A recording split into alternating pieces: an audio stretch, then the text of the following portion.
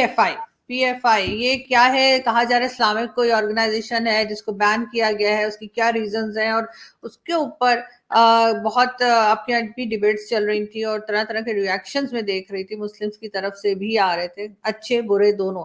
लेकिन ये है क्या, सबसे पहले मैं ये समझना चाहूंगी, और क्यों बैन किया गया इसको?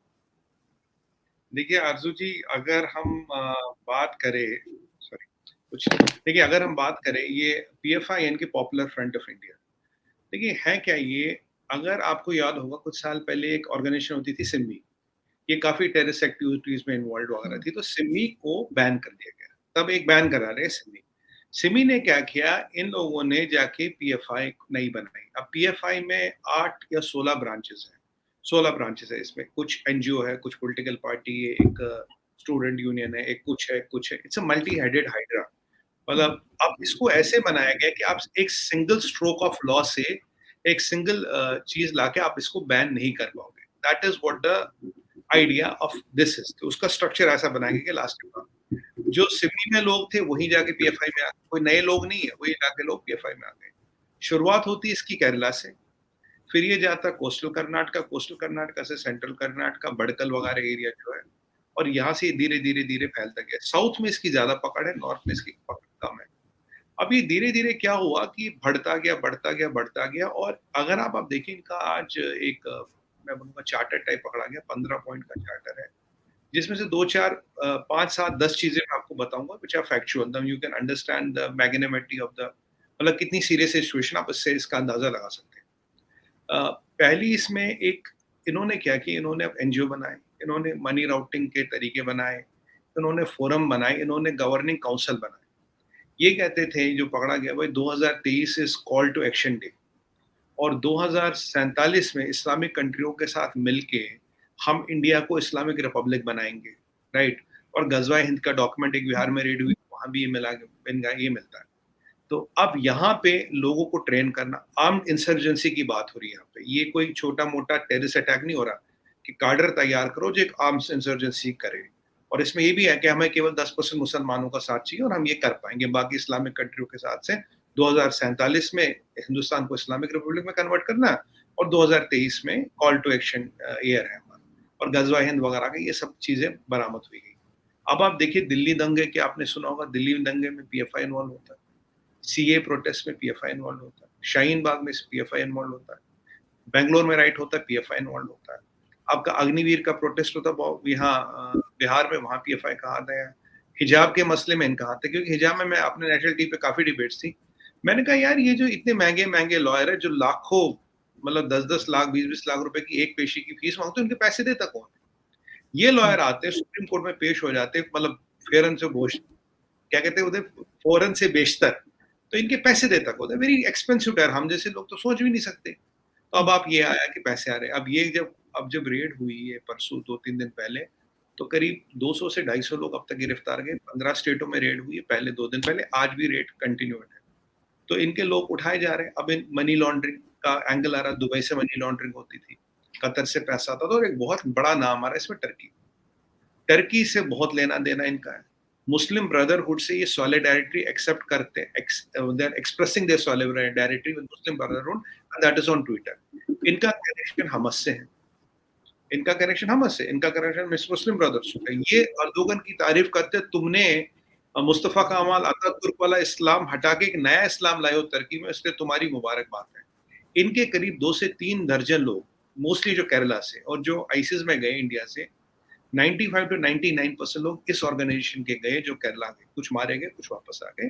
केरला से इन्होंने अपने लोग वहां भेजे थे आईसिस में लड़ने के लिए। सीरिया में लड़े, ये ईरान में गए, ये इराक में पहुंचे जो, और इनका आइडिया वही था, बड़ा एक खिलाफत वाला आइडिया था। ये कोई, मतलब ये कोई टेररिज्म या छोटी मोटी चीज नहीं सोच रहे, मतलब एक आर्म रिबेलियन से एक इलेक्टेड गवर्नमेंट को हटा के एक अपनी गवर्नमेंट लाना और एक इस्लामिक रिपब्लिक बनाना। जैसे आप देखेंगे आईसिस का आइडिया खतरनाक था। आईसिस का आइडिया था कि मैं पूरी कंट्री बनाऊंगा जिसमें एक रेवेन्यू होगा, जिसमें शरिया चलेगा, जिसमें हर सब हमारे साथ से होगा।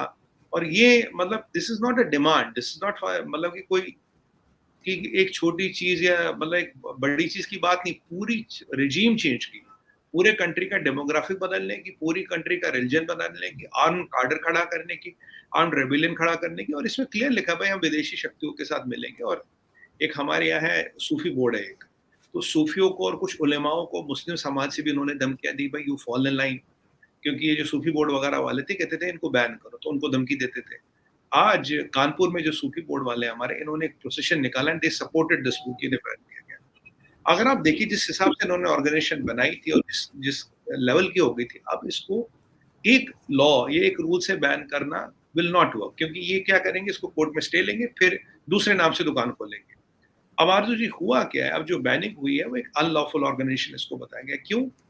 मनी लॉन्ड्रिंग में इनका नाम, टेररिस्ट लिंक्स में इनका नाम, दुनिया भर की जितनी वहाबी मुसलमान टेररिस्ट ऑर्गेनाइजेशन है उनके साथ इनके संबंध, सॉलिडेरिटी। ये टर्की गए थे भाई, एक किसी कैंप में किसी ट्रेनिंग में, इनके लोग आईएसआई जाते हैं। इंटरनेशनल मनी लॉन्ड्रिंग है, टेरर फंडिंग है। और बाय द वे जो शाहीन बाग में ये प्रोटेस्ट चल रहा था, इनका दिल्ली में ऑफिस शाहीन बाग में ही है।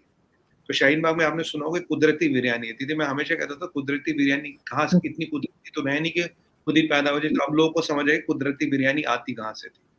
और जो दादियाँ वादियाँ बैठी थी, ये जो टेंट लगे थे, स्पीकर लगे थे, खाना पीना चल रहा था। देखिए बिना पैसे के कोई प्रोटेस्ट भी नहीं चलता। प्रोटेस्ट स्प्रेड 1-2 घंटे 4 घंटे एक दिन चल जाएगा। अगर महीनों चल रहा, अगर पूरी व्यवस्थाएं वहां आ रही है, तो कहीं ना कहीं से पैसा आ रहा था। पर ये गलती कर रहा, गलती क्या करके, जब ये किसान प्रोटेस्ट चला, ये सब चले ही नहीं लगा, गवर्नमेंट ऑफ इंडिया कुछ नहीं कर रही, अमित शाह जी ना सो रहे, कुछ नहीं कर रहे। बेसिकली हो क्या रहा था कि ये जब सारी चीजें चल रही थी, इनके नेटवर्क स्टडी किए जा रहे थे। अगर कोई यहाँ 2 महीने 4 महीने बैठा, इसका पैसा कहाँ से आ रहा है, इसको खाना कौन दे रहा है, इसको बिजली कौन दे रहा है। मतलब ये सारी चीजें इतनी स्टडी की गई। फिर एनआईए जो है हमारे नेशनल इन्वेस्टिगेशन एजेंसी, उसका कन्विक्शन रेट है more than 95%। Conviction rate is more than 90। NIA और ईडी को लाया गया और इतना बड़ा क्रैकडाउन हिंदुस्तान के इतिहास में अब तक नहीं किया गया। और यहाँ तो सीधी सीधी टेररिस्ट फंडिंग और ये सब निकला। तो ये जो फसाड था, भाई हम एक मतलब ना सोशल वर्क करते हैं, हम दलितों की मदद करते हैं, हम गरीब मुसलमानों की, वो सब खत्म है। हिंदुस्तान में कोई मुसलमान इनके आज के डेट में साथ नहीं है। वैसे भी 99.9999% मुसलमान इनके साथ पहले भी नहीं था, आज भी नहीं था। जितनी रही सही कुछ बची थी, मतलब 0.1%, आज उस पर भी पर्दा हट गया। और ये क्रैकडाउन जारी रहेगा। और अब ये सब कोर्ट जाएंगे, लॉ जाएंगे, क्योंकि यहाँ ट्रेजन भी है, या ट्रेजरी भी है, टेररिस्ट फंडिंग भी है, या विदेशी शक्तियों से हाथ मिलाना में। यहाँ you can what ever you can expect as disaster or whatever you can expect violating the laws, they are doing everything। और शायद उन्हें लगता था कि कोई कुछ नहीं करेगा, किसी को कुछ नहीं पता लगेगा, हमारी दुकान चलती रहेगी। पर जब रेड हुई तो एजेंसियों को ये भी पता था कि कौन घर में है, कौन सो रहा है, ट्रेन में अगर है तो कहाँ है। किसी को ट्रेन स्टेशन से पकड़ा, किसी को एयरपोर्ट से पकड़ा, किसी को चलती हुई ट्रेन से पकड़ा। इतने बड़े कुछ हजार लोगों को इकट्ठा किया गया, मतलब कुछ हजार लोगों को लाना, मोबिलाइज करना, 15 स्टेट में एक साथ क्रैकडाउन करना। और अभी जो एविडेंस निकली आरजू जी, तो खैर ओपन मीडिया में सबको पता है, मतलब माउंटेन्स ऑफ एविडेंस निकली। कोई छोटा मोटा यहाँ वो, मतलब ये नहीं बोलोगे 2 पिस्टल और 2 कारतूस निकले हैं जी, या एक छोटा मोटा हैंड ग्रेनेड निकला और जी कुछ नहीं था। यहाँ तो माउंटेन्स ऑफ एविडेंस निकले, माउंटेन्स। तो ऐसी सूरत में ये एक बहुत बड़ा नेशनल सिक्योरिटी थ्रेट था इंडिया के लिए, जिसको इंडिया ने न्यूट्रलाइज किया। और यहाँ एक और चीज थी, मैं आपको बताऊँ लास्ट चीज, बहुत कोशिश कर रहे विदेशी शक्तियां, जिसमें आईएसआई का भी खैर नाम आता ही आता है। आईएसआई के बिना तो कोई देखिए बिरयानी बनती। देखिए आईएसआई का भी नाम आता है। वो क्या कोशिश कर रहे हैं कि इंडियन मुसलमान और पीएफआई एक है।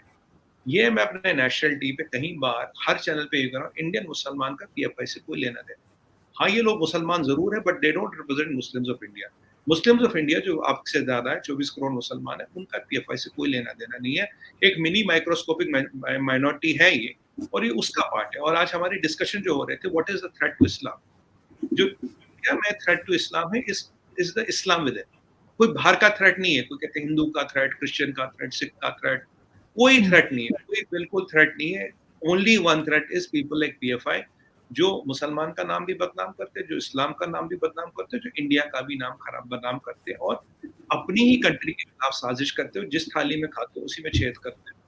पर I am happy the way things are been kind of happening. और पूरी जो मुसलमान समाज है वो भी जानता है वो इनके साथ नहीं है। इसमें मैं आपको बिना किसी शक को शुबा बता सकता हूँ, there might be some sympathies in some corners here and there, but 99.99% लोग उनके साथ नहीं है। उनको ये भी नहीं पता था इनके इरादे कितने खतरनाक थे, ये चाहते क्या थे।